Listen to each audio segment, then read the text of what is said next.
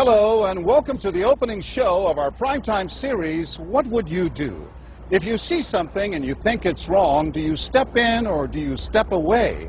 What people say and what they do aren't always the same. That's why our hidden cameras are so revealing. In our first scenario, we weren't sure what to expect when our opinionated man behind the counter meets the Muslim woman in a headscarf. Deep in the heart of Texas, at this little roadside bakery, bigotry is being served with the coffee and bacon. Sir, I had a question. No, ma'am. We don't serve Muslims here. I'm sorry? This is America. We're at war with your people. I don't know what you think I am. I'm just trying to get an apple. Well, you're a terrorist is what you are. So... Excuse me? You got to take your business elsewhere. We don't serve your kind here. The other customers at this bakery near Waco seem to hear everything, but they barely look at the Muslim woman, even when the language is tough to take. Get back on the camel and go back wherever you came from. Sir, I'm an American. I was born and raised in this country. No, you're not. Americans don't wear towels on their head. Muslim Americans say these are words they hear all the time in all parts of the country. But here at the bakery, what the customers don't know is that this Muslim woman and the man behind the counter are actors. The bakery is working with us, all part of a primetime hidden camera experiment on prejudice and patriotism. Please take your business elsewhere. Am I asking too much? When no one even tries to help her, she makes a direct appeal. Sir, would you mind ordering me an apple strudel? That's why I'm here. I can give you the money. I have no problem. That's not a problem with the money. Please, no, sir. Huh? I'm not going to let you order it. But when he gives her the cold shoulder, she finally just leaves. You could have helped her out. You could have spoken up. Why not? Me speak up for her? Well, if he would try to do some harm to her or something, then I would have. But why not try to set him straight? I really think that a person that owns his own business should be able to say who they sell to. She's not American. Others seem to agree with our actor as to who's an American and who's not. Is it all based on the way we look? I'm an American citizen. I just would like an apple strudel, please. Well, I'm sorry. Then why don't you dress like an American? You're this so is American. for religious purposes, sir, and I don't think you have any right to say anything. So I'm religious. I don't wear, Halloween costumes around. I mean, am I wrong here, sir? Not me. I run my business the way I want to run. That's right. Don't come in here with that shoes and skirt on. This customer is adamant that the man behind the counter is doing the right thing. I'm ready for you. But the fact is, it's against the law to deny service to someone based on their race or religion. My name is John Quinones, and I'm with ABC News. What did you think of what you heard here? I didn't hear anything racist. He told her he wouldn't serve her. Well, he can say he wouldn't serve you if you come in here barefooted without a shirt on. But she wasn't barefoot or without a shirt on. Well, she wasn't dressed right. What do you mean? If I was running a place, I'd do the same thing. You wouldn't let Muslims shop at your store? I sure wouldn't. We never expected customers to be so candid.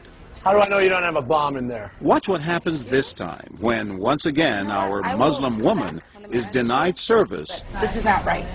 And again leaves. I mean, we reserve the right to not serve. That's right. Certain kind. That's right. That's, I appreciate seeing that. I think that's the first time I've ever seen that. He not only commends the man behind the counter for his discriminatory behavior, but he gives him the thumbs up, not once, but twice, Good job. All right. as he leaves. Sir, could I talk to you, sir, for a second?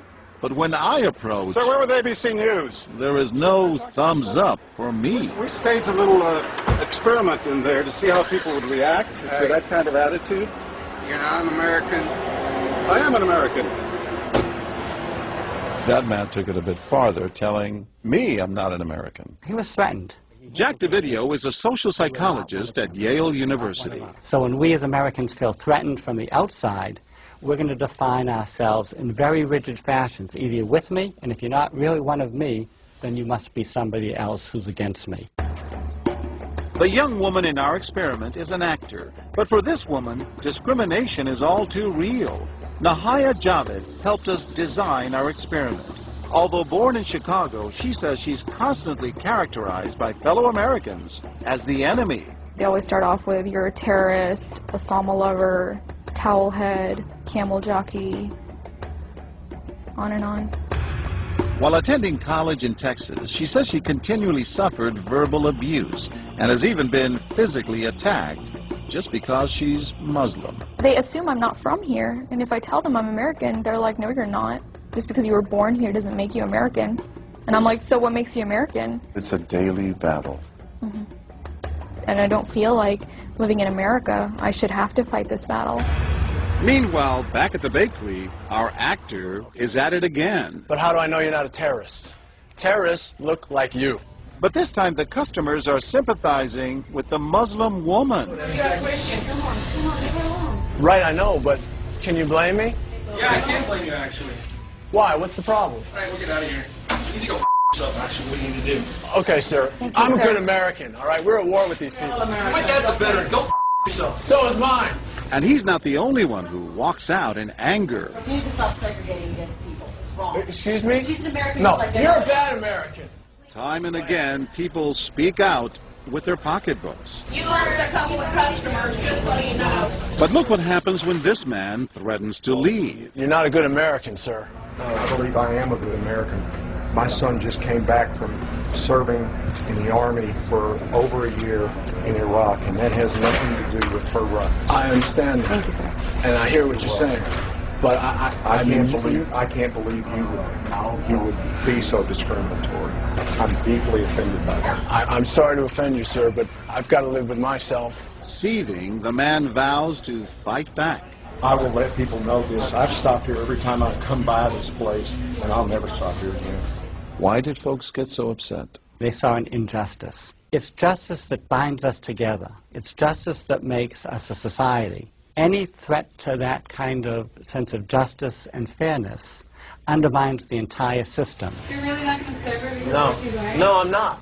Perhaps that's why more customers are outraged by our actor's hateful behavior than approve of it. You're not dressed like an American. I don't But know no one is more persistent than these two young women who can't believe what they're hearing. Take your jihad, take it back out to the parking lot. Excuse me? I mean, I got to protect my customers, okay? You're really offensive and disgusting. Well, I'm sorry. I'm just trying to protect you here. Because You're don't know sick. what's going on. Like that doesn't mean anything. This is a How do you different know? culture. You These people so are trying to ignorant. kill Americans. It's disgusting. It is my culture. So you're ready to serve me, but you're not ready to serve her? You're obviously dressed like an American. Big deal. She's Muslim. And unlike the others, they don't just leave in anger. They stand their ground. So you're going to regulate what people wear? Yes, because I believe Are you the the degree of... manager? No, I'm not the manager. Can I speak to your manager?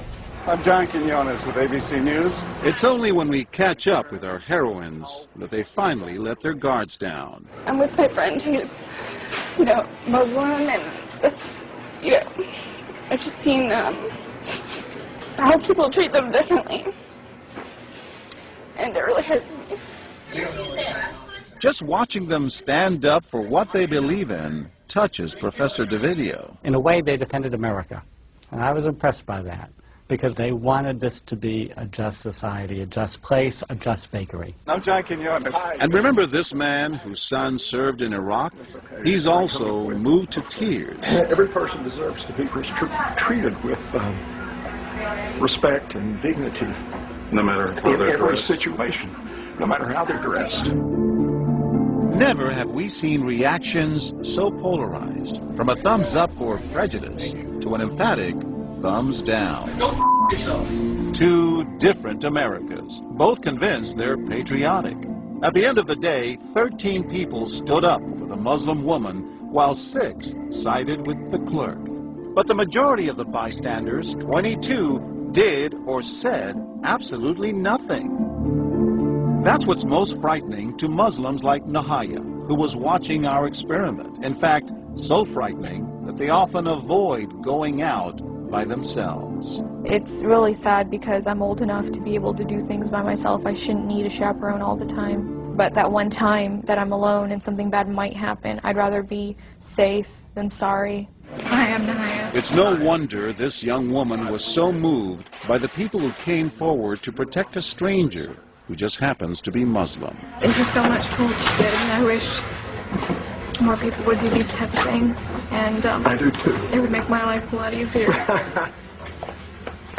God go with you.